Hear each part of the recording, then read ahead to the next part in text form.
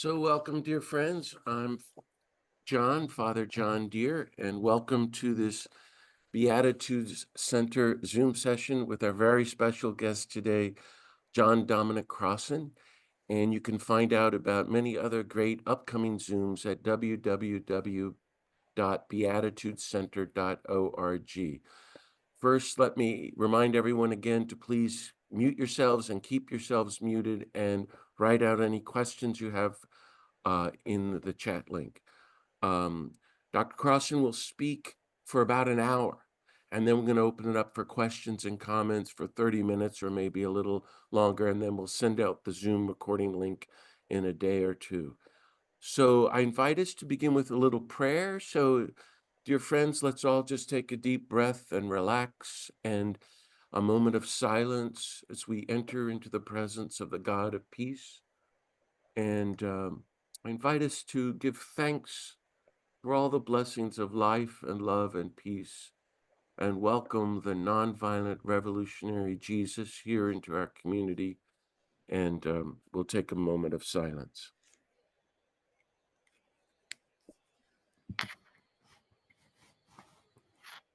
Beloved God, thank you for all the blessings of life and love and peace that you give us.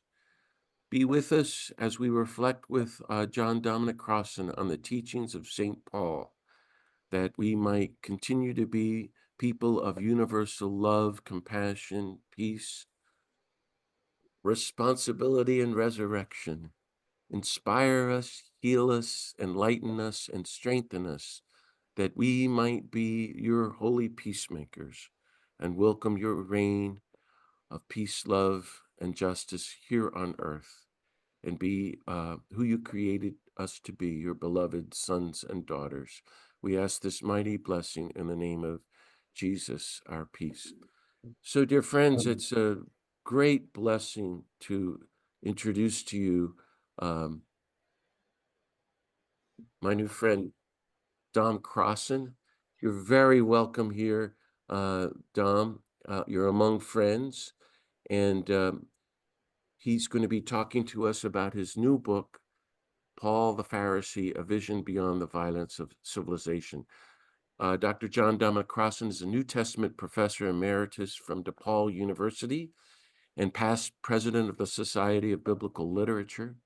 His focus, his research has mainly been on the historical Jesus, the non-canonical Gospels, and the application of a postmodern hermeneutical approach to the Bible, the New Testament. And he's written a lot of terrific, well-loved books, my favorite being God and Empire, Jesus Against Rome.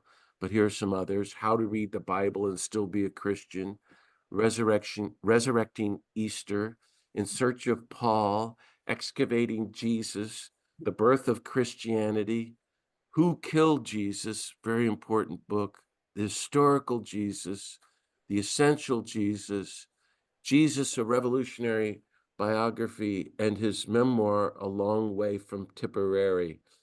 You're a long way from Tipperary today, John, and I am coming to you from Big Sur, California, and John Dominic Crossan's coming to us from Mineola, Florida. So, friends, it's a great blessing to share this time with Dom. Please join me in giving a very warm welcome and a show of applause to John Dominic Crossan. Dom, the floor is yours. I hand it over to you.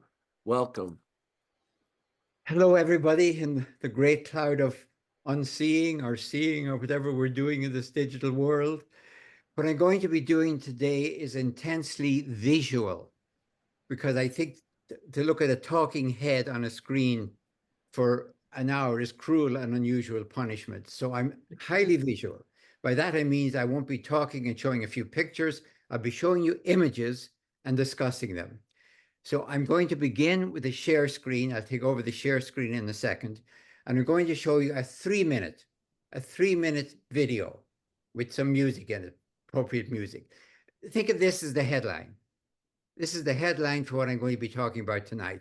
Then this evening, after 3 minutes of this, I'll go into the lecture, which will be 40 images image discussion, image discussion.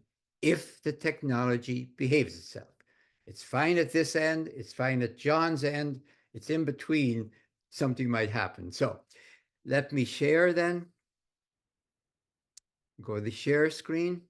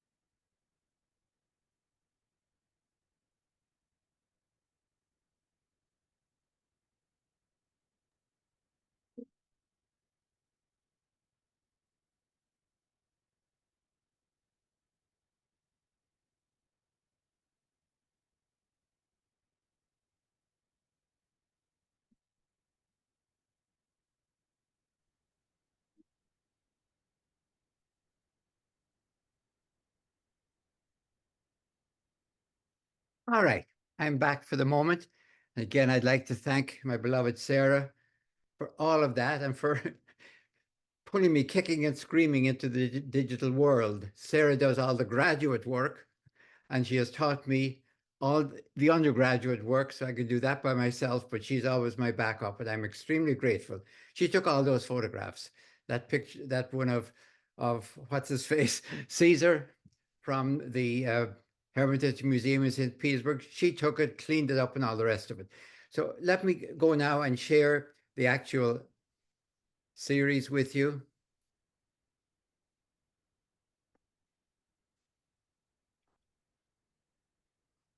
All right. So now, starting with this first image, just look at it for a moment. You got Caesar, obviously, and as I said, that's from the Hermitage in St. Petersburg. Originally, of course, he had the bronze Nike victory on the orb. Okay, pretty clear message. And in his hand was the scepter, which is the symbol of the spear. Okay, clear message. It's the Orban Scepter March that you know if you watched British coronations, if you're into that, for example. But it's a clear statement. I conquer the world by force. The spear is even older than the sword, of course. So I conquer the world by force. This is force.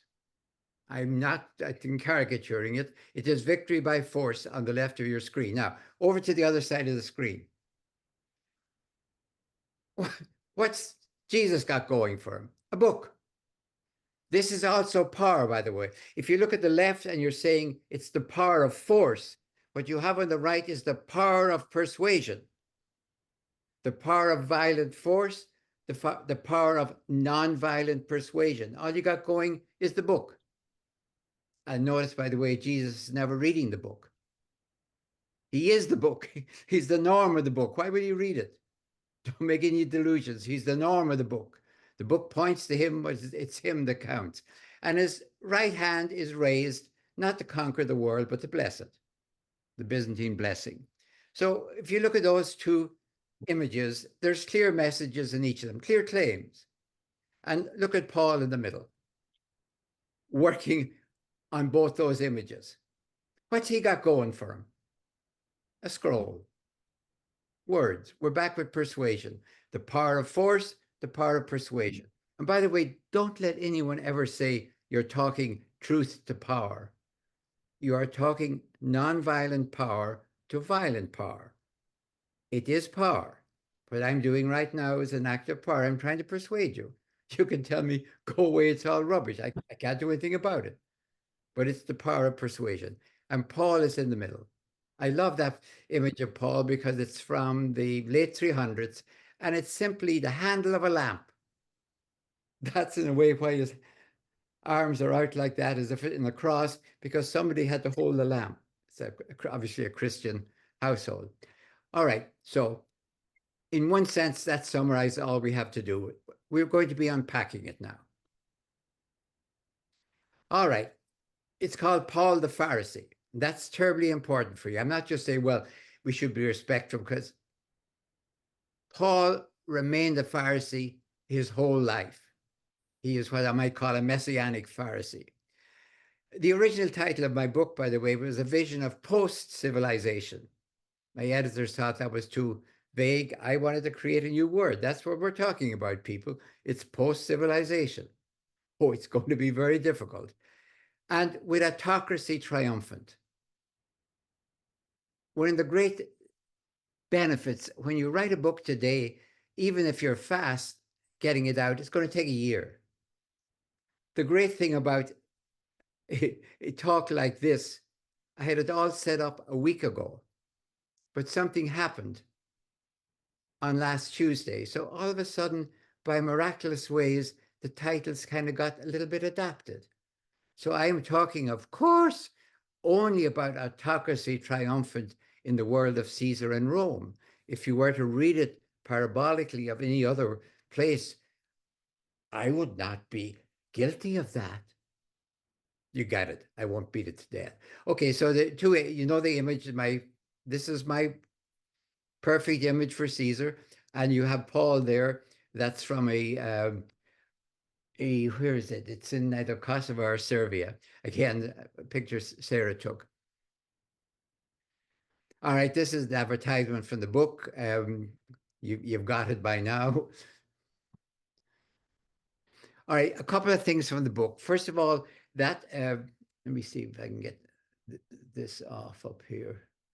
It's in my way. Thank you. I'm sorry, I'm moving. I have stuff here that I want to try and get rid of. Okay. The cover of the book is terribly important. Again, it's a picture Sarah took in Monreale Cathedral in Sicily near Palermo.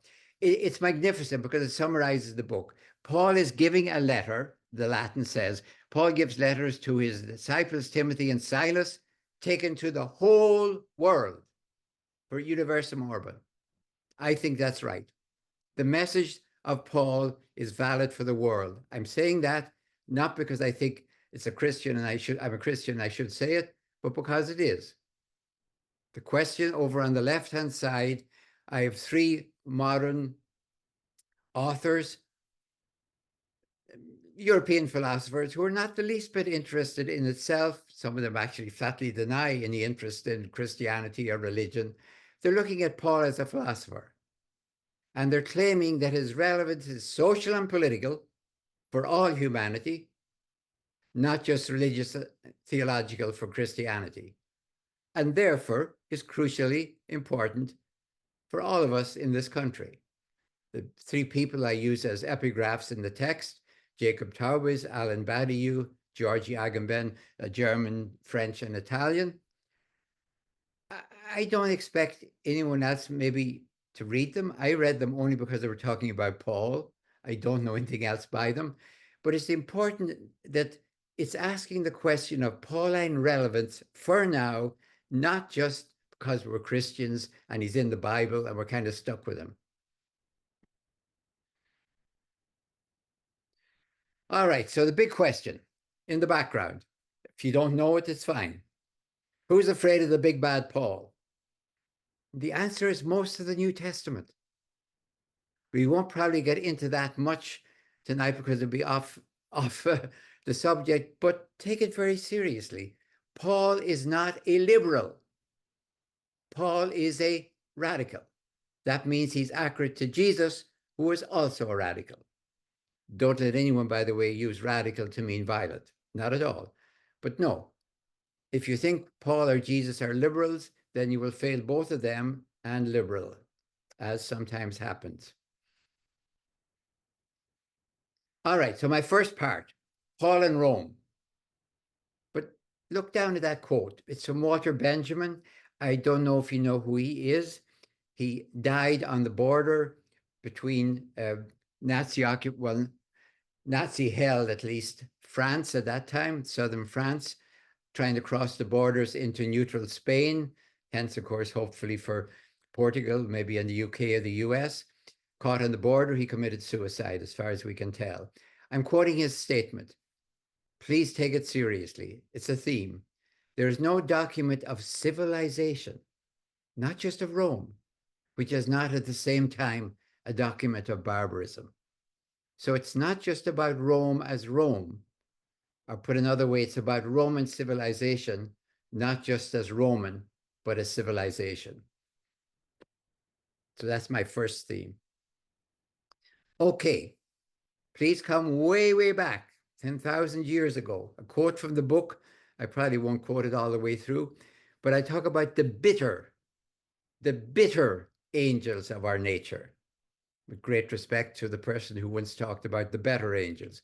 But I'm interested in the moment in the bitter angels of our nature, because as we went across the world, out of Africa, Homo sapiens, that magnificent what would they call it? Uh, oxymoron, Homo sapiens, the wise Homo, all the way across the world, as you can see. But we also we set up a triple onslaught on our world: physical environment, other species, and ourselves. So today we're endangered atomically, biologically, chemically, demographically, ecologically, and we're only up to E. So please think about the world, no matter what else you're thinking about. All right, go back to Mesopotamia. It's called, as you know, it's simply the Greek word for between the rivers. It's the land between the Euphrates and the Tigris. It's where the Bible starts its story and where the story is still being told. I'm looking at the creation. Sorry, is somebody talking? The creation of civilization. That's the word. About 10,000, 6,000 years ago, the Neolithic or agricultural revolution began in Mesopotamia. Eventually other places, but Mesopotamia first. That's why the Bible is so focused on it.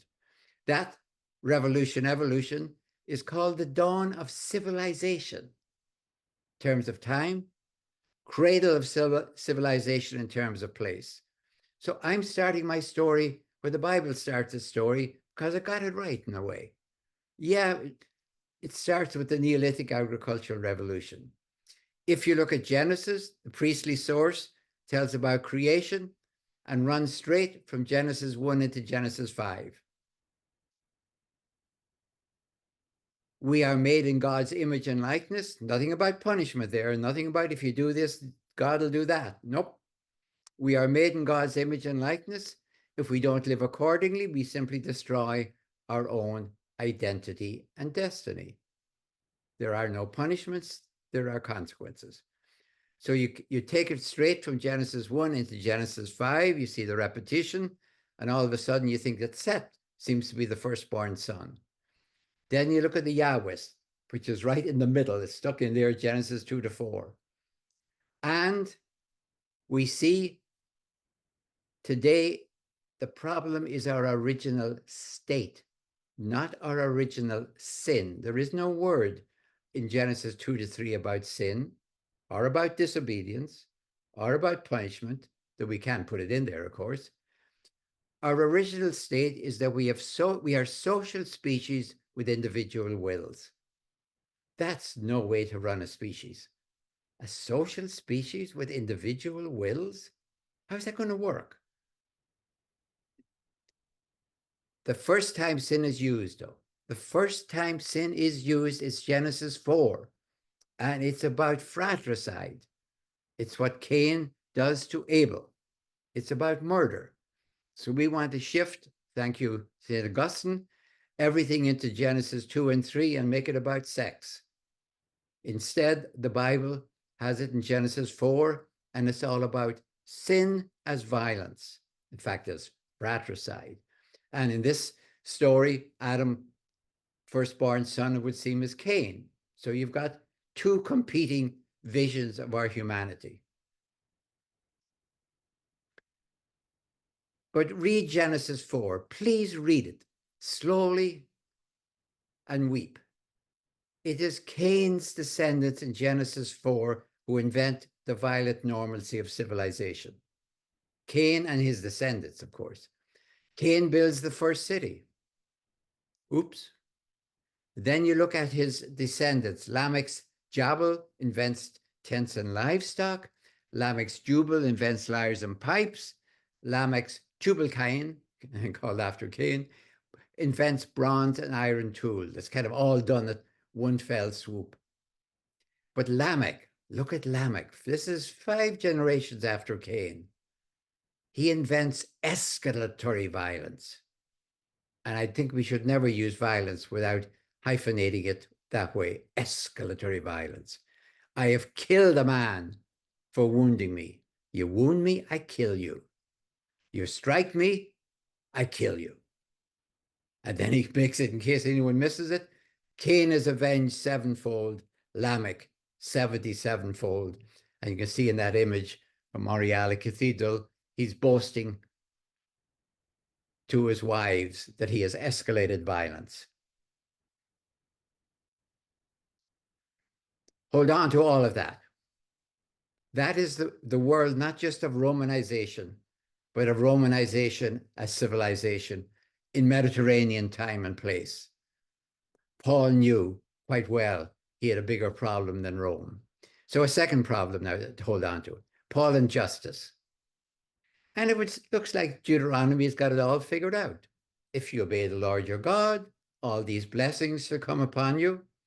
Again, after you read Genesis chapter 4, maybe go to Deuteronomy chapter 28 and keep weeping. If you obey, prosperity, fertility, victory. If you will not, infertility, lack of prosperity, and conquest. How does that work out? I want you to look now at some fundamental distinctions as people have tried to figure out, is there any justice in this world? Is there a cosmic justice? Is it a just place? 2 fundamental distinctions. Is justice administered before death? And after death, then there's nothing, let us say, except Sheol and Hades, which is kind of the grave writ large, or after death? And I give some examples on either side there. The classic one in the Bible, for example, Joseph gets the unfair accusation but God saves him before death. And look at Daniel. I've uppercased that because you can see the transition within Daniel itself. That is what Daniel is about. That in 3 and 6, Daniel is protected in the lion's den in 6, and the 3 young youths in the fiery furnace, they're protected in before death. But then look at Daniel 12:2. We'll see that in a second. So hold on to that. Daniel is the transition for justice in this world before death to justice in the next world after death. And the two after death programs are individual ascension and universal resurrection. So we're working our way slowly towards that. And I just remind you of Daniel. In a way, the very change of language from Aramaic to Hebrew is intended to draw your attention to what's going on. Over in the Aramaic language, in chapter basically 2 to 7, before death, 3 young men in the fiery furnace, and they just kind of get a nice warm glow. Daniel is in the den of lions, and they're all pussycats. Everything is lovely before death. But then after death, you get a different vision in Daniel 12. Many of those who sleep in the dust of the earth shall awake, some to everlasting life, some to shame and everlasting contempt. All of a sudden, a different vision explodes into the Bible, and you can watch it happen, as it were. So let me take a fast look at this. The first after death and metaphor of a cosmic justice, bigger than just an individual, is ascension, apotheosis in Greek. We're now very much at the heart of it, ascension. It's a metaphor of personal or individual justice. I got what I deserve, and it's very, very much reserved for a few of the elites. It's not for ordinary people at all. You can see that image if you've ever been in the Vatican museums. You can't miss it when you go up to the top of the stairs. You can see the Antoninus Pius, Faustina. They're being wafted up to heaven in ascension. And down below is Roma on one side, conquered. She's sitting on the arms of her conquered enemies. And over on the other is the obelisk from the Campus Martius. So this is Rome. It's sort of in a summary. Let me look at it quickly. For example, and what I want you to be thinking about this, on Easter Sunday morning, why didn't everyone think that Jesus had ascended? Since that was kind of the wallpaper of the Mediterranean world. For extraordinary people. Romulus, the founder of Rome, disappeared up to the heavens. He was seen by Julius Proclus, so that certified it, and he even gave them a message. It's almost like Matthew in chapter 28, Jesus talking to the women. So Romulus, the founder of Rome, had ascended to heaven. So had Moses. You might think, well, he died and was buried according to Deuteronomy. So how could he ascend? But nobody knows his burial place. So Josephus and Philo both send him up to heaven. They use that lacuna, shall we say, of no one knowing his burial place. If nobody knows his burial place, then maybe he was taken up to God. This is ascension. Now, I want to look at a second vision. It's not ascension, it's resurrection. It's anastasis. Anastasis. And as we just saw in Daniel, you can date almost to the 160s BCE, the moment when it arrived into the Jewish tradition. Before that, you were rewarded or punished on this earth. When you died, you went down to Sheol. It was over. Get over it. Sheol was simply a nice name for the grave with a capital G. Dark, dusty, gloomy, because that was like the grave. But how could that explain martyrs? How could Deuteronomy explain a martyr? Don't tell me the battered, bruised, executed body of a martyr is being punished by God. Ah, there had to be something else. So we get resurrection, anastasis, as a metaphor of cosmic and universal justice. This is extraordinary. It's not just that the Maccabean martyrs in the 160s BCE, because they had been faithful to God and had been put to death, were assumed into heaven. Ah, ah, that wasn't a good enough explanation. There had to be a sort of a cosmic justice that people would see that this was not right.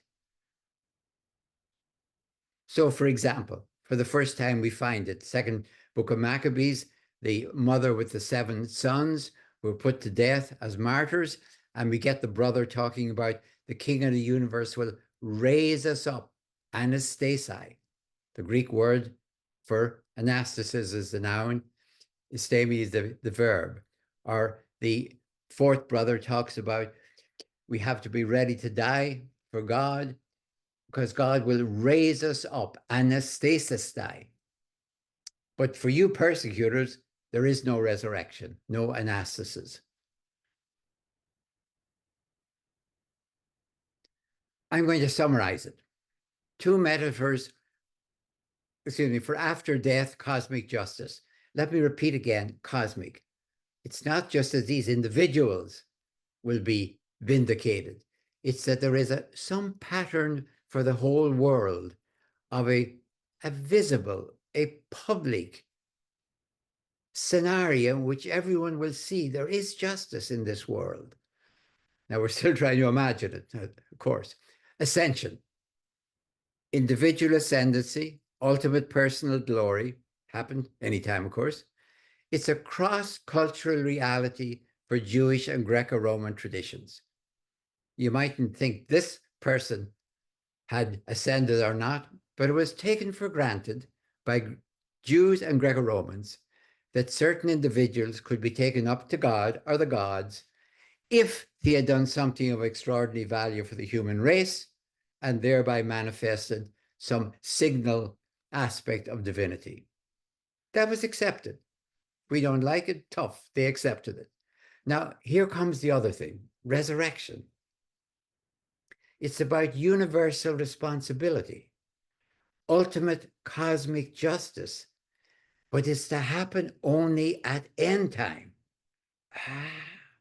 At the end of history, at the end of history, there will be like a huge demonstration that God has been just all the time, because everyone who's ever lived, kind of blows your mind that they even could imagine it, will stand before the judgment seat of God and be judged for what they have done to God's world. Publicly, visibly. But it's sectarian reality only for the Pharisaic tradition within Judaism. Not all Jews, of course not, only the Pharisees. And as you may remember, when Paul, according to Luke Acts, tried to talk about resurrection, not ascension, but resurrection at Athens, they just mocked at him. They didn't even take him seriously. So hold on to those 2 giant metaphors. Now, here's something I'm not going to be able to talk about. I will be here all evening because I have 4 lectures on this. But whenever you're thinking of ascension and resurrection, we just saw it on the 2 sides of the page before, I want you to look at these 2 images. They're both from the Church of the Panagia Theotokos, the All-Holy Mother of God at Galata in the Troodos Mountains of Cyprus. Sarah and I have been there twice just to go back to see these churches. There's 10 magnificent Byzantine churches, biggest concentration of Byzantine murals anywhere in the world, in the village churches and monastic churches of the mountains. Here's one, and these 2 images are side by side. There's one in between it, but they're side by side. Now, we could spend 4 hours on this, but I want you to think about it. We've been talking about ascension. We've been talking about resurrection. 2 images. Both of them, the Greek at the top says he anastasis or he Christou anastasis on the left. We're both talking about resurrection. But in one, you have the Western individual resurrection. And by that, I mean Jesus coming out alone. On the other hand, over on the right, he's taking Adam and Eve. You can see Eve is in red to the right behind Adam. He's grasping the limp wrist of Adam. Adam has been dead a long time, so his hand is kind of limp. And you notice he's old and aged, but Eve is the mother of the living, so she is young and beautiful. And over on the other side, probably because they're paying for the murals, are the king, David, crowned bearded, Solomon crowned unbearded, and John the Baptist behind them. The essential thing is Western Christianity has an individual resurrection, and I'm asking you to start thinking, is this essential? Over on the East, we have a universal resurrection of the whole human race. And I'm also asking you to think, if Paul looked at those two images, which would he think was what he'd been talking about? That's a lot of questions, fine, but they have to be asked.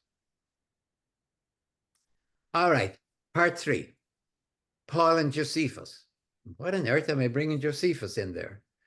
Because he was a Pharisee. So now we have 2 Pharisees to think about, more or less contemporary. Well, obviously, Josephus was older than Paul. And Josephus says, the Pharisees, so we're starting to focus in on Paul now. Who are the Pharisees, and what does Paul mean by being a Pharisee? And by the way, forget everything you have ever read anywhere in the New Testament about the Pharisees. This is family infighting between the Messianic Pharisees and the non-Messianic Pharisees, each calling the other nasty names. The Pharisees, as Josephus said, are considered the most accurate interpreters of the law and hold the position of the leading sect. That's why there's so much contention between the Messianic side and the non-Messianic side. They're fighting for the middle. The Pharisees, the Sadducees are the right wing, you could say. The Essenes are something like the left wing. In the center is the Pharisees, and the Messianic Christians or Pharisaic Christians are fighting with one another for the center. But remember, talking about Josephus, he wrote his books, the Jewish War in the 17th, the Jewish Antiquities in the 90s. He wrote them for the Flavian dynasty. Those are the 2 guys on the throne over there. Vespasian is handing the world, notice this, he's handing the world over to his son Titus, who is on the extreme left, holding the spear, the spear or scepter of command, so he'll have the world. So we have to read Josephus very, very carefully. He's a Pharisee, but how much is he collaborating or how much is he opposing? All right, so we're looking at Josephus on the Pharisees and resurrection. And here's of course, why we know he's a Pharisee in his life. He tells us, in my 19th year, I began to govern my life by the rules of the Pharisees. He talks about resurrection, but he does it in a kind of a very Platonic way. He doesn't want his Greek readers to be too clear on what he's saying, really. So in the revolution of the ages. No, it's not the revolution of the ages, it's the end of time. But it's also bodily. This is crucial to understand what's been said. It's not about souls. Plato was quite happy to talk about souls being judged and going off. This is in the Phaedo, going off either to what we would call heaven or we would call hell or even purgatory. He even invents purgatory. No. Josephus insists there has to be a body. And he's right. He would say to Plato, look, souls can't do anything without the body. Who's responsible? Why punish the souls for what the body did? Or why not both?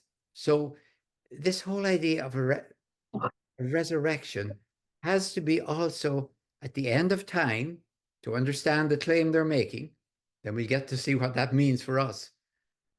And it has to be bodily, because it's our bodies that are responsible in my language now, for the mess of the world. Our souls may suggest things to do, but without hands and feet and eyes and ears, the souls won't get much done. So, Pharisees and resurrection, that's the big thing they've done. Pharisees and nonviolent resistance. Now we're moving very, very close to the matrix of Jesus and Paul. Josephus insists, by the way, I love that image. These images I'm using are taken from medieval uh, copies, either in French or in Latin, of Josephus, because the medieval Christians were using these polemically, actually, to say, well, see, we have our Old Testament, he has his Jewish antiquities. We have our New Testament, he has the Jewish war. See, that's why we have them, by the way. Josephus was not preserved by Judaism, but by Christianity. Anyway, Josephus insists, kind of looking over his shoulder at his Roman sponsors, that we don't have any dangerous religio-political factions. Oh, no, not us. We just have philosophical schools. The Essenes, the Pharisees, the Sadducees, they're all talk. They're not dangerous to you Romans. They're just philosophical schools. But now watch. Watch how he's much more defensive in the Jewish war. Look at the date, the 70s, than in the Jewish antiquities, where he's much more inclined to tell the truth. Look at the difference. In the Jewish war, he simply says that a Galilean named Judas incited his countrymen to revolt. This is actually the time in 6 CE when Archelaus was dumped and the Romans came in to run Judea directly under a Roman prefect and decided to count everyone for taxation purpose. It's the story you get kind of mistakenly used in Luke chapter 2 because the Romans were assessing property, not persons. But in any case, that's what we're talking about.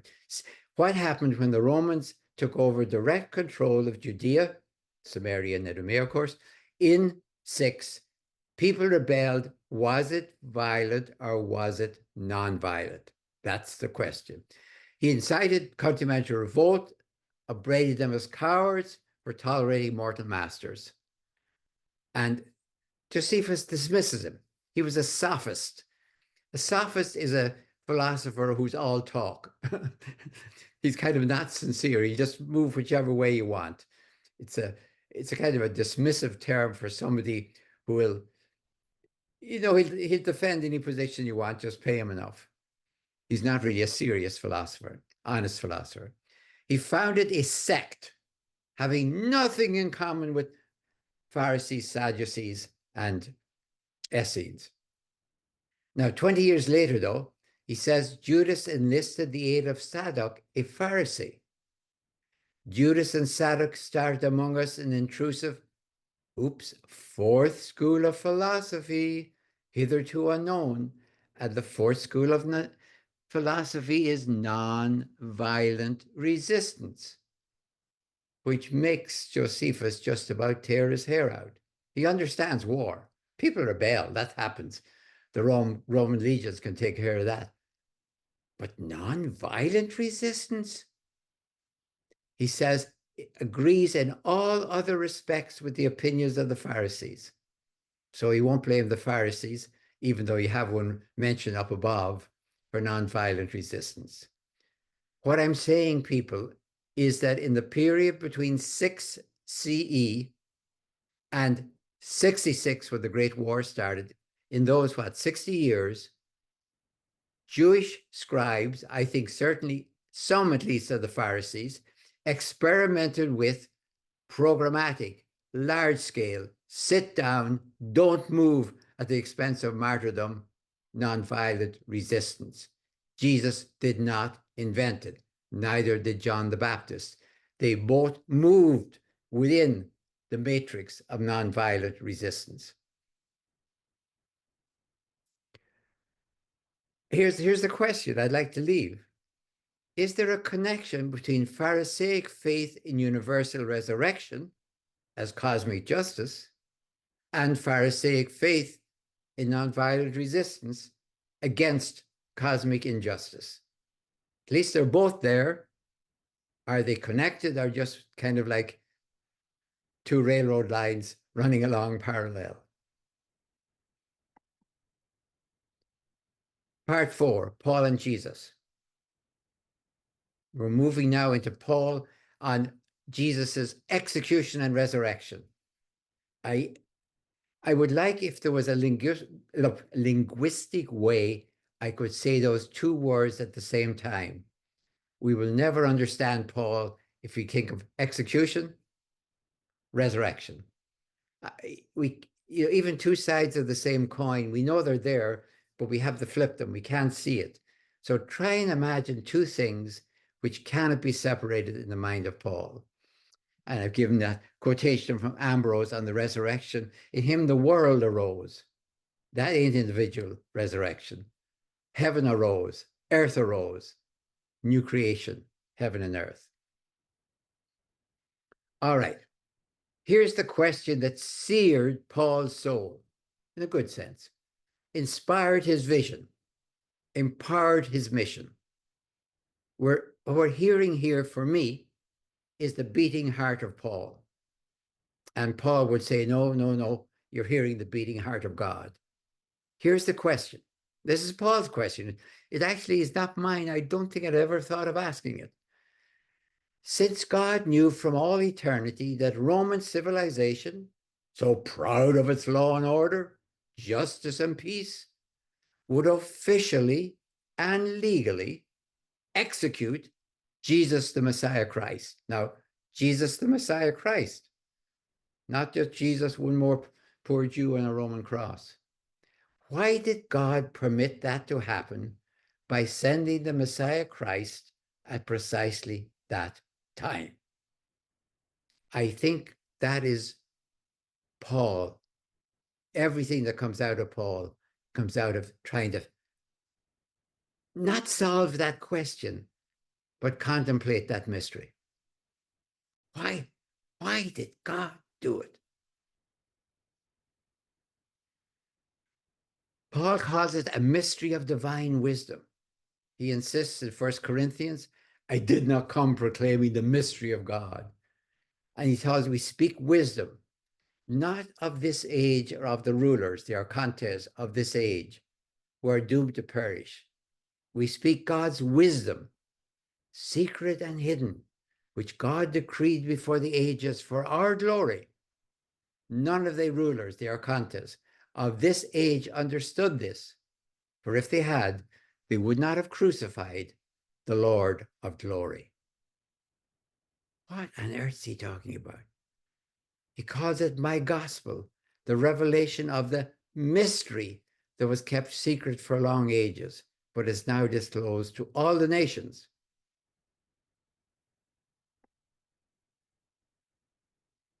Here's the first half of it. The divine wisdom of Jesus's execution. Thinking of it, that was one side of a divine coin. For Paul, the execution of Jesus as the Messiah Christ, I can't overemphasize that, as the Messiah Christ, was the divine revelation to humanity of the violent injustice of Roman civilization, not just as a Roman, but as civilization. That's what Paul saw. That's why God allowed. I give the verb, whatever verb you want, allowed, permitted, decreed, decided, any verb you want. It revealed the divine, it is the divine revelation of the violent injustice of civilization itself. And of course, if the people who executed Jesus had known that was revealing it, they would not have done it. Well, they'd probably have done it and not cared. So that's one part of the mystery. And the other side of the mystery, of course, the two images I've chosen, by the way, here are both taken from Monreale, as you can see. But you notice that the second image, of course, is of the Eastern vision of resurrection, though Christ is not catching anyone's hands. It says in Latin above it, Resurrectio Christi, as you can see. He's just showing his wounds again. Now, this is terribly important. The resurrection of Jesus for Paul is only only the resurrection of the executed Messiah Christ. If you said to Paul, if Jesus had spent his whole life doing good, parables, healing people, everything, and just had died sort of in his own bed of old age, would he have been resurrected? Paul would say, of course not. God might have granted him ascension like Moses, but he's only executed because the Messiah Christ reveals humanity and must also reveal divinity. If it reveals the injustice of humanity, what's that without the justice of divinity? So if you look at our image, Christ, strange, he's carrying a cross. You can see it, the kind of a Greek processional cross. You can see his wounds. Do you see it? You can see the cruciform halo and even the gates of Hades, which he's shattered to liberate people from death. You can see they're in cruciform position. So everything says the crucified one, the crucified one, the crucified one. It is the crucified one who liberates the human race from death. Please, this is Hades. This is Hades. And you can see down at the bottom, do you see kind of wrapping his hand, his right arm around the gates of Hades, as good old Hades himself, the gatekeeper. That's not Satan in hell. That's the good old grizzled gatekeeper trying to hold his place, and Christ is liberating. Christ, the crucified one, is liberating the human race from death. That's what we must try and understand. So, divine revelation to humanity of the non-violent justice of recreation. So, two sides of the one coin, a revelation of the injustice of civilization and a revelation of the justice of divinity, you could say. Now, a fast objection. I know I'm watching my time. Pharisees, I love this image because it's Paul debating with Pharisees, and they're not caricature, they're just debating with him. They'd say to him, come on, Paul, come on. You know that we know that you can't have a resurrection of one person. Resurrections for the whole human race. So how are you talking about resurrection of this guy, Jesus, even if you call him the Messiah, which we don't believe, of course? How can you have a resurrection of one? And Paul's answer in 1 Corinthians 15. It's the resurrection of Jesus can only be possible as the beginning of the resurrection of everyone. It can't be just for Jesus. So his argument is if there is no general resurrection, no Jesus resurrection. No Jesus resurrection, no general resurrection. They stand or fall together. Because this is about the claim that God's justification, or making just the world what it should be, has already started. Now try and think of that. That means that resurrection is going on. That means that judgment is going on. That means that heaven and hell are open for business. There are options right now. Paul didn't have to think this out as we have, because he didn't know 2,000 years was stretching ahead of him. He thought this would all be over in his own life. We have to think it out. If it has started with Jesus, then it's all already here. It's not at end time at all. It's at ongoing time, if we will. So Paula now, that's my last point. And I give this model that we have to go to see Paul as just a Christian, that we had to see Paul within Judaism, that we had to Paul to see within Roman occupied Judaism. And I'm challenging us now to see Paul within evolution. And what I mean by that is this. Here's the evolutionary challenge. You can look at the end time. Now, it's supposed to be end time, by the way. That's supposed to be operational. It's a divine process, all right? Let's look at just within Christianity. We have divine sanctions, universal resurrection, general judgment, eternal sanctions, heaven and hell. And we do talk about divine forgiveness, and if not divine forgiveness, at least divine mercy. Now, let me ask you to think about that not in terms of a divine process, but in terms of an evolutionary process. I'm not opposing them. I really am it. But evolution is here with or without God. That's my blunt statement. For theists or atheists, evolution is here, whether we like it or not, or whether we know it or not, by the way. Evolution does not have divine sanctions, it has human consequences. It doesn't have a universal resurrection, it has universal responsibility, ongoing. It doesn't have a general judgment at the end of time, it has general accountability right now. It doesn't have eternal sanctions, it has ultimate results. What about forgiveness? Yes. Does evolution forgive? Yes, because human change is possible. Does evolution have divine mercy? Yes, because there is time within which we can change before it is too late. There is time. So, in conclusion, I'm talking about nonviolent resistance. I'm not just talking about nonviolence. The Romans didn't crucify people for nonviolence. They gave them medals and sent them home to Galilee with a pat on the back. Nonviolent resistance is what Jesus meant when he said, love your enemy.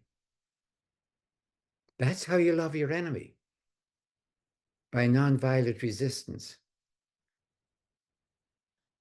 So the final question is, why didn't Jesus just say, love enemy, love everyone? That includes Leviticus 19, it said, love your neighbor as yourself. It said, love your resident alien as yourself. We haven't even got that far. Jesus came up with love your enemy. Why does he presume there's an enemy? Is it because we make it? No, because nonviolent resistance is how you love your enemy as long as there is autocracy ascendant. That's what Jesus was involved with in the civilization that at that time and place was simply Roman and ascendant now. So that is, let me see if I don't think I have anything else. I think that is my last image. So I will go back. All right. Now it might be just possibly we have some questions. Wow. Well, thank you, Dom Crossan, for that brilliant teaching. And I have many notes, and most of it went over my head. And Okay. I hope there's lots of questions. Let me just ask for a few clarifying things. If that's okay with Okay, folks, and sure. please write your questions in the chat. You have as long as Um, you. and maybe Ruth Ann, you could help me point out any questions if you're looking on them, if you're there. So you said before we started that your key conclusion was to understand that we're operating under evolution. And so that's the big shift that you're making here. Um, and explaining there at the end. So under evolution,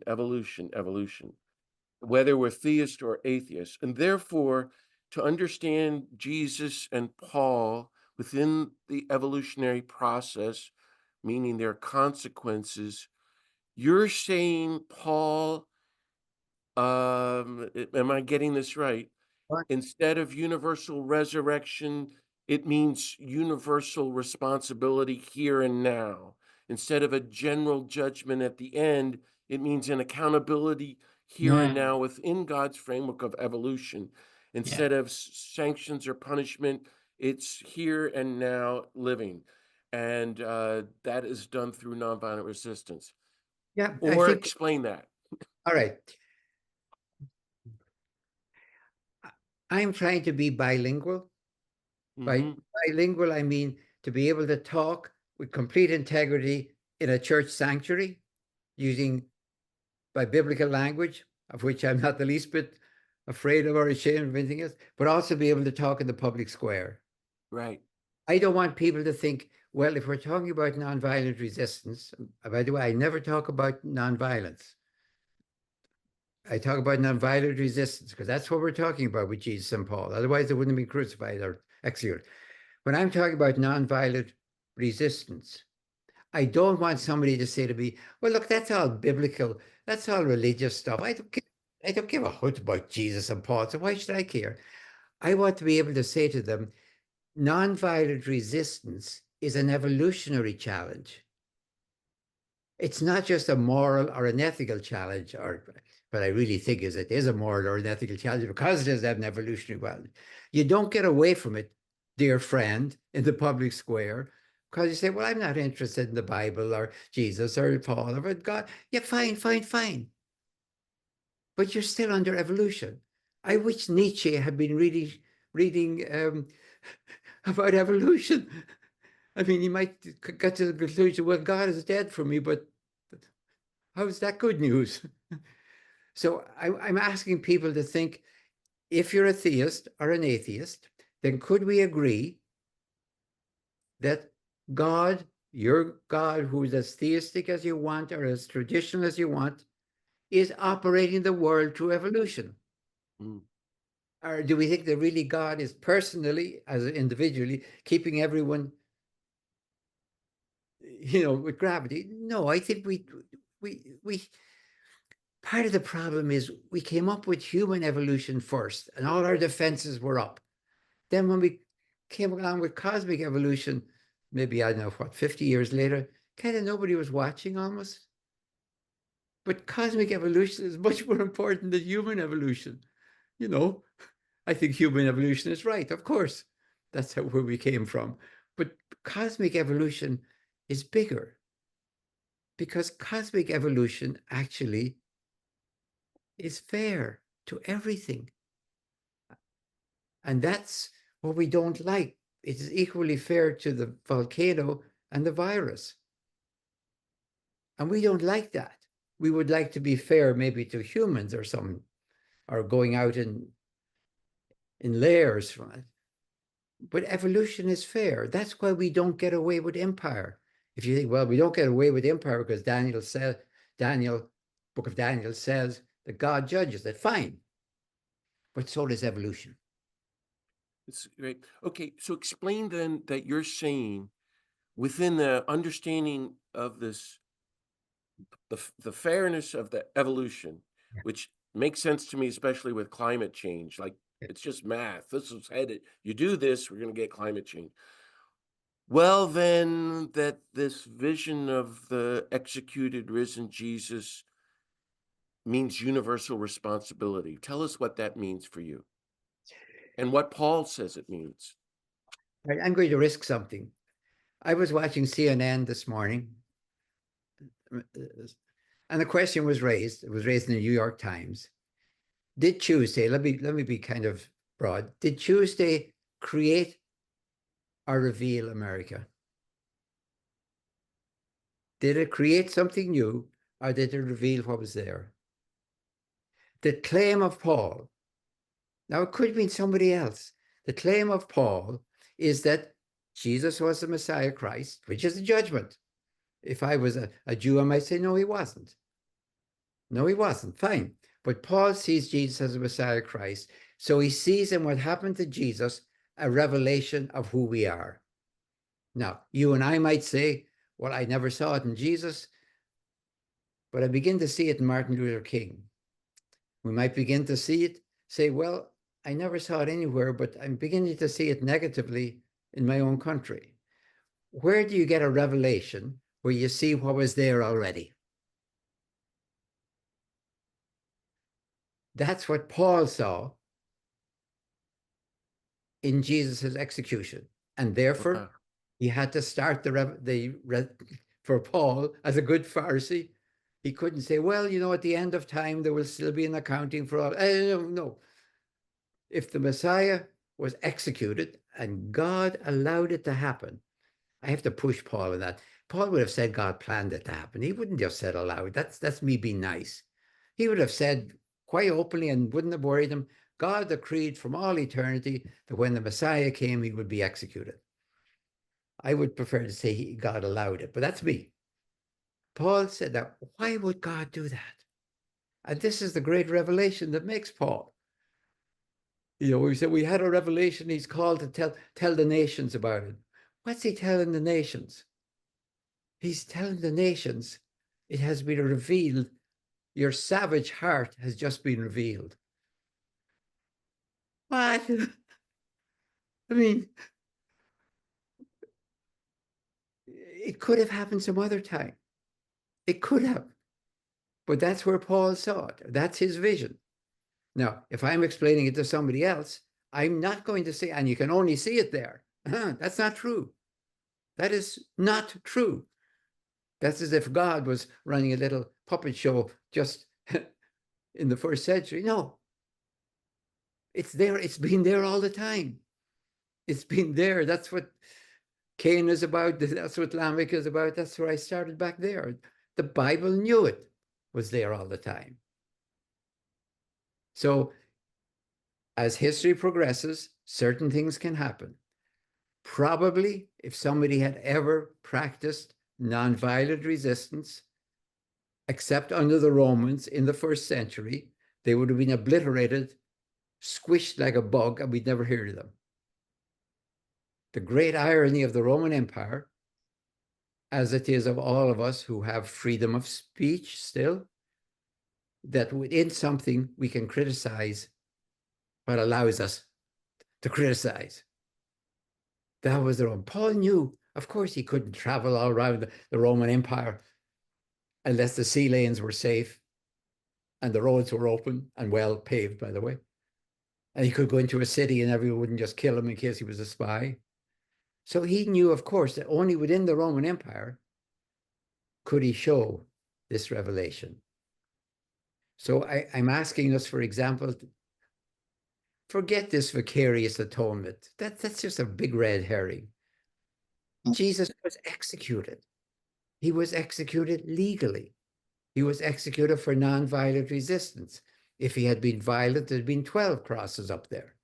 Rome executed the whole group of you when you were violent. If you were nonviolent, we call an activist, Rome crucified the leader. That was their policy, figuring that then it'll go, you don't waste 12 crosses on a Jesus. You kill the leader, it'll be all over. Okay, Okay. thank you, Dom. Let me go to Carolyn Whitney Brown's question, and there are others about it. To say more about love your enemy. I'll read you what Carolyn wrote, good friend of mine. Your first and last point regarding loving your enemy. Can you please say more about who is the enemy? About, as you say, the assumption that there will be enemies. I just want to hear you say more about that. It seems absolutely central, and I want to think about it with more complexity and clarity. So just expand on it more within light of all you're saying. Thank you very much. All right. And please understand that these questions are really much bigger than me. So when I'm finished saying something, I say, well, I don't believe that. The question is still there. So my incapacity to fit, these are the questions. Okay. We have as a fact in one of the earliest documents, it's what's known as the Gospel according to Q, which is the source used by Matthew and Luke besides Mark. That's where we have this love your enemy. And by the way, nobody else who comes close to Jesus ever says the same thing. Paul comes very close by saying, pray for your persecutors. They Didache in the first century, but nobody ever quite says, love your enemy in 3 words. So this is amazing. This is weird beyond words. Why didn't Jesus simply say, love everyone? Now, we are, in my language, trying to invent post-civilization. That was why I created that word, to shock us in a way, to think it's not just about the Roman Empire and it's gone, so who cares? Or it's about what we're inside, civilization. So do we really think that civilization will go quietly into that good night when we criticize it? The enemy is civilization itself.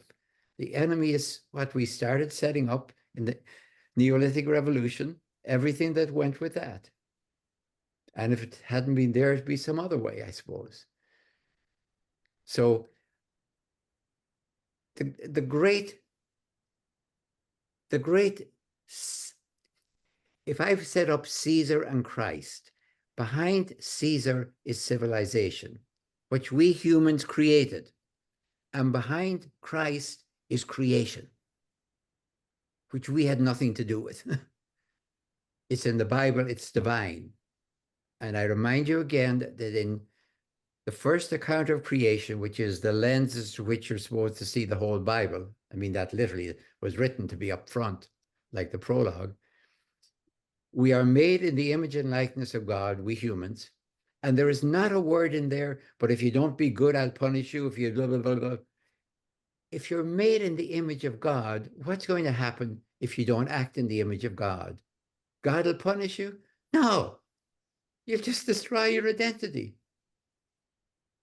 You've refused your destiny. What happens when that, if you go up to a high building and think you're a bird and you jump off, you have denied your identity. You don't say God hit you with the pavement as a punishment. So in the very opening chapter of Genesis, we're told who we are and we're challenged to be ourselves. So that creation, it comes all the way down to Romans with Paul. That's the great vision that kind of holds him. So civilization against creation, as I see it. And if you say creation, oh, that depends on God. If you prefer to say civilization against evolution, by all means, you're going to find exactly the same thing. So I thank you. Wow, that's exciting to think about. Um, I would say too, call it violent civilization, just to be clear that civilization is violence. That's what I hear you taking. We're talking about Dan My, Berrigan and Stringfellow would say the system. honestly, that's my challenge, because here's the challenge.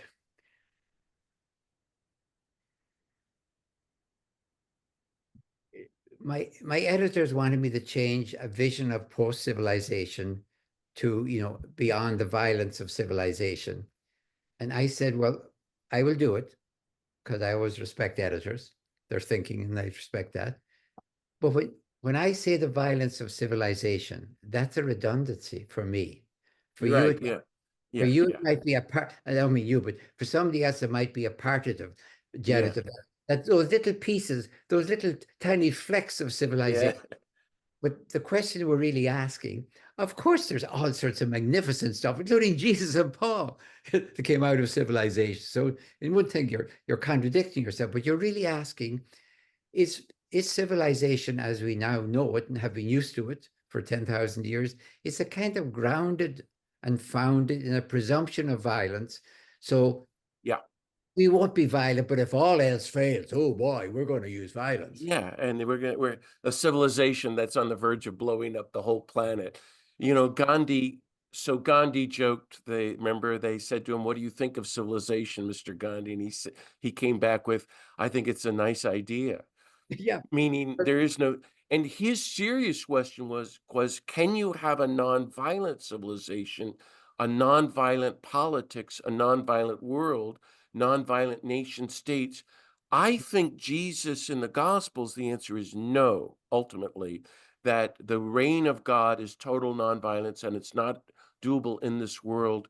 Do you think Paul says that too? Well, you see, we have the advantage of 2,000 years. It is quite possible that well, it's certain that Paul thought it's probably all going to be over in his own lifetime. Yeah. To the So, very yeah, end. It's yeah. debated about Jesus, but I don't even want to debate it. Fine, fine.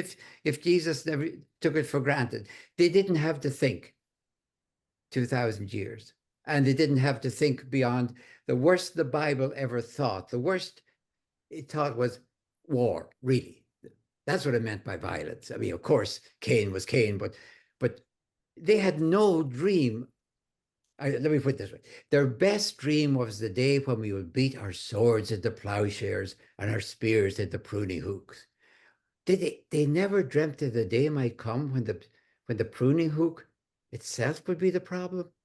What if agriculture becomes a bigger problem than war, as we now know? What happens when the onslaught on the world threatens the world more proximately even than war does? So we're trying to figure out, you know, catastrophic war, and we're lapped by catastrophic climate change, accelerated by us, I mean, and catastrophic diversity loss. So it looks like, as I said, we have three different onslaughts going on, all linked. And the Bible sees only one of them, war. And it had no dream. Excuse me. What we mean by war, I mean, you know, you take a sword to an olive tree and see who wins. They couldn't imagine war the way we can that threatened the planet. So we are asking, you're quite right, can we imagine post-civilization? And quite frankly, if the answer is no, that we are not a sustainable species, and if your faith is that then there's a heaven to which you will go afterwards, then you might say that's okay. You might even be ready to say it's okay. But I'm not getting that message after 2,000 years from the Bible. Mhm. I'm not. And it's not a loss of faith. It's very much an act of faith in the Bible's own claim to be relevant. You know what I mean? If I was reading Paul and he was just like chatting to the Corinthians and minding their own business, he might be relevant, he might not, but Jesus, Paul, the Bible claim to be relevant to all time and space. They claim that. Okay, I'm going to take them up on that. The same way as I might go for Plato and say he claims to be relevant to all time and space. Is he? Or is he totally deluded? So I look at them and ask them, can they really speak to us today? And if they can only speak to Christians, then I think they're not relevant. Aha. So can you summarize that again? Then I told you I was going to do it. So No. what is the summary in, the thesis once again of relevance to all time? Just your thesis. Say it Uh, again the so we can understand it. basic thesis is we have been arguing theism against atheism, or any in between you want, but I'm taking theism in the most practical sense that there is a supreme being regulating the universe who created it, who existed before it ever existed, and would exist if it was blown to smithereens tomorrow. That's what I mean by a supreme being. I'm looking at something else called the supremacy of being, evolution, the supremacy of being. I'm asking, could we people bracket for 1,000 years the debate between theists and atheists and say that whether the theists are right, absolutely right, or the atheists are absolutely right, both of them are running under evolution. So the theists should admit, I think they should admit, that this theistic God has set up patterns, systems called evolution. That doesn't mean they've then gone away somewhere. No, it means that this is how they're operating the universe. So whether you agree with theism or atheism, you have to, I think, have to agree on evolution. If you simply say, I don't agree on evolution, I don't know how to talk to you, to be honest with you. I can Okay. understand, but I wouldn't know how to talk to you. But under evolution, therefore, Under evolution, therefore, we are dealing with a universe which is absolutely fair to everything in it, not just to human beings. It's fair to the volcano, as I said, and the virus, to use my examples. And if we call it a natural disaster or a human tragedy, by all means, it's not a natural disaster. It's the formation of the universe, still forming. It's not much consolation. I know if if the hurricane has destroyed your home and everything else. But no, it's not a punishment from God. That's not a natural disaster.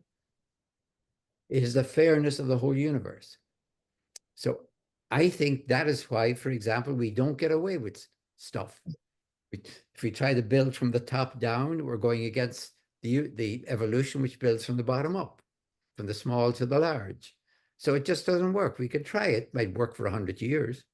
And so that's your point, that then in this evolutionary framework, Paul is saying that civilization doesn't work because it's totally violent, as revealed in the death and resurrection of Jesus. That's right. And that is as more relevant today as it was then, That's in big. effect. That's You're basically basically, all it is.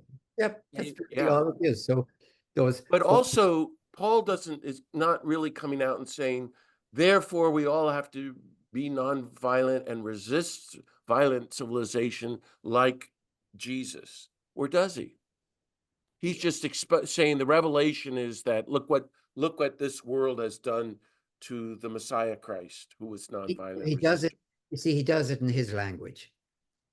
For example, if somebody reads Paul and he says Jesus is God, and you get all bent out of shape. Wait a minute. Before Jesus was God, Caesar was God.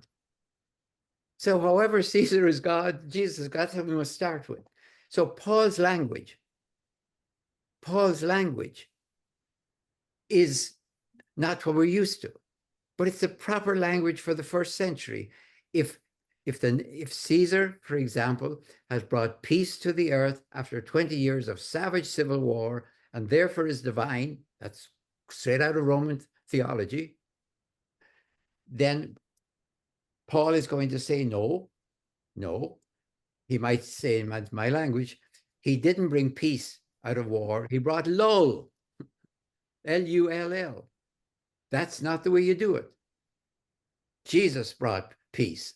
Now you'd have to keep poking. We'd have to get Paul here and say, come on, tell me more. Tell me more. How exactly did Jesus do it and did Paul do it? I know exactly how he did it. The victory of the Battle of Actium. He killed all his opponents. Okay, I got it. That's how he got victory, right? That's how he got peace. He killed everyone else who opposed him. Yep, that's the truth. Now, tell me how Jesus is going to bring peace. By the way, we got it, Paul. We have a peaceful world, the Pax Romana. If Paul knew enough, he would say, well, have you ever been on the Danube recently or the Rhine? Or do you know what goes on the periphery of Rome? Do you think everything's nice in Britain? So he wouldn't have the language for that. He wouldn't. He'd use language like, well, this is not God. I'm coming out of the Old Testament. This is the God I know. So this God, Yahweh, ain't incarnate in this character over here, because that's not the way my Yahweh wins. If I was a Roman, I'd say, yeah, but sometimes he kills people too. Then Paul would have to, he'd have to start thinking as we would. I Dom, let say, me give you the last question here because our time is really up. sorry. This is from my friend Kathy Kelly, who's one of the leading anti-war activists in the United States and the world. So who's done a lot on Love Your Enemy, been in Iraq 30, 40 times, Afghanistan 30, 40 times. Could you comment? This is her question. Could you comment on the possibility that we might be living in the end time, facing ecological collapse?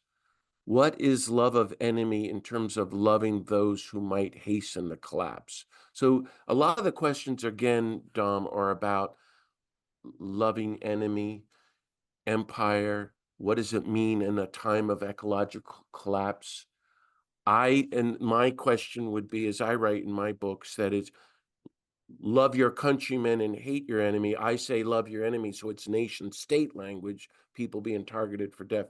Anyway, she's asking in terms of how do you love, what does love your enemy mean when the whole world is moving toward ecological collapse? And any more thoughts and Okay. conclusions? Now, people like that know far more than I know about have ever experienced anything. And somebody who's gone to Iraq to try and stop the fighters, it belongs to a different world. They know more what they're talking Yes, about than Kathy Kelly knows more than all of us yes. combined. Wherever We you are, Kathy, thank you. have to be very careful. But as far as I'm concerned, nowhere did Jesus ever say, I'm going to practice nonviolent resistance. His language was for exactly the same thing: love your enemy. Who's my enemy, Jesus? It's this guy Pilate who's going to execute me. Not because it's personal, but because he stands for a wholly different system. Of course, Jesus might have said, I know how dangerous it is to go to Jerusalem and do these demonstrations. Of course it is. Am I looking to get killed? No. That's why I'm smart enough to get out every night and go to Bethany. I'm not going to stay in the city overnight. Jesus's language is love your enemy. That's Jesus saying, as I understand it, nonviolent resistance. That's all we've got to the very end. We we may lose. We may not be a sustainable species, but our only consolation is we have tried. It could be, and we have to face this. We are not a sustainable That's species. great. And for That is, myself, as a biblical scholar, my only consolation, I'm just past 90 now, is I never set out to save the world. I just set out to tell the truth. I want to look at the Bible and say, here's what it's saying, like it or not, this is what I see it saying.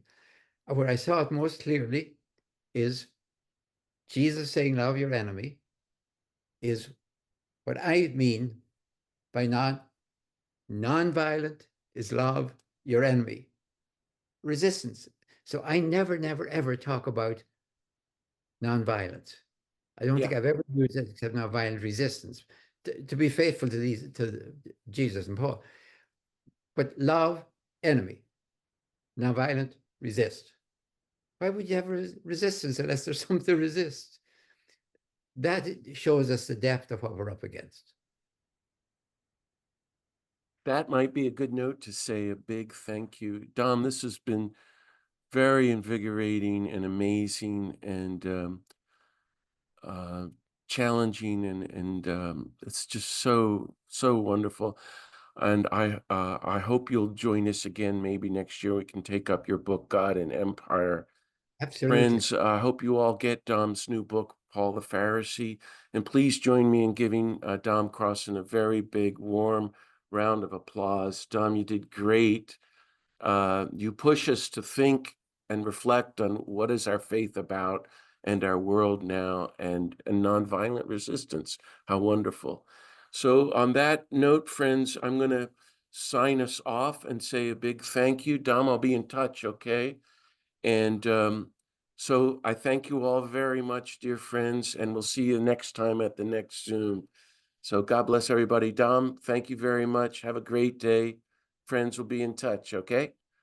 God bless you, and thanks so much.